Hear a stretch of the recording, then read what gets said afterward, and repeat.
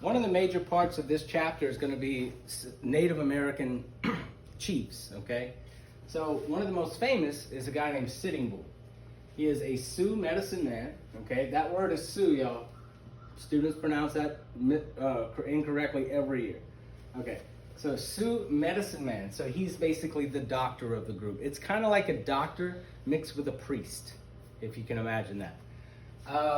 Sioux medicine man that was shot in the back while trying to escape by tribal police. So he was shot by his own people, and notice it says while trying to escape in quotes.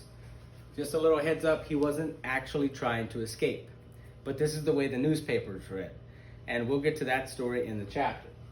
All right, number 7, one of the most important definitions of this chapter. There are 3 questions for this test that boil down to this one sentence. So if you learn this sentence, if you learn this definition completely and know all the parts, you'll get 30 points for this week's test. Okay, the Little Bighorn, okay?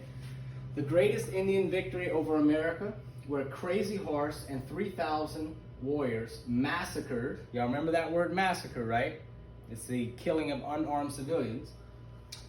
They massacred George Armstrong Custer and the 7th Cavalry. So, Crazy Horse killed Custer at the Battle of the Little Bighorn. If you memorize that one sentence, you got the answer to 3 different questions on this week's test. William F. Cody. Okay, William F. Cody is more commonly referred to from his cowboy name, which is Buffalo Bill. Okay, so William F. Cody is a famous buffalo skinner that created the Wild West show. Buffalo Bill killed more buffalo than any man ever who has lived. Okay, we're talking thousands and thousands of buffalo. And he creates a Wild West show at the end of the Wild West, which makes him very famous. He's also the subject of very many dime novels, or novels of the day that people used to read. All right, the last skip one. Number 9, Wounded Knee.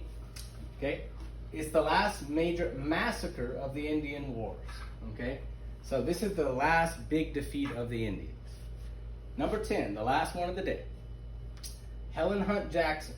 Okay, this writer's book, A Century of Dishonor, revealed the truth behind America's mistreatment of the Indians.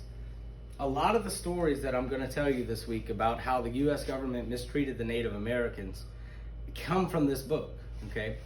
Miss Jackson actually interviewed several people, several primary sources, if you remember that definition.